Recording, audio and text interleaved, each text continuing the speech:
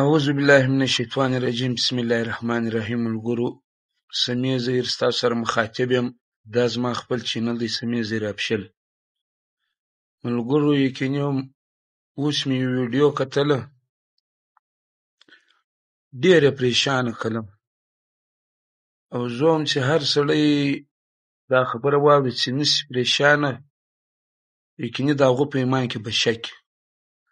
ویډیو مې دا کتله چې تقریبا یو 8 شپې در مخه یوه دانه ناوکۍ ده، یوه یې مور ده، یوه یې خور ده، یو ورور ورسره دی.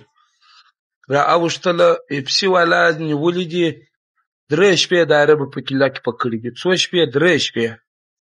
نو ملګرو، دوی دی لږ سوچ په دې کې وکړئ. ځکه چې د چمن پر مشرانو غږ کوم، یا خو په چمن کې مشران شته نه، بیا کم سړی چې و ځان ته په مشر وایي، نو هغه دې پر دا خبره دی لږ سوچ غور فکر وکړي. د هغه مشر مژور یا لور دا رقم چې واده یې 3 شپې د عربو په کیله کې په تېروي، نو د دا مشر به څه حال وي؟ دا خو یو غریب دی، عام سړی. دا یوه خبره. دومه خبره دا ده، که چیرې موږ په دې سر نه سره خلاص،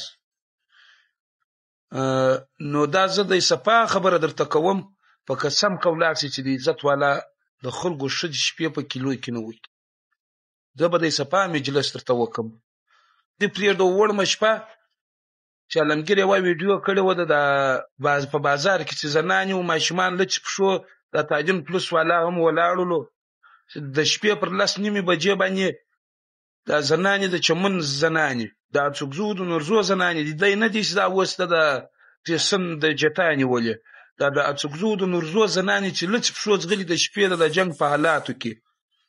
نو پر دې ګرځو چا خبره وکړي، څوک ورلله د حکومت سره کښېنستله، باید چې دا ولې زموږ کومه ګناه ده؟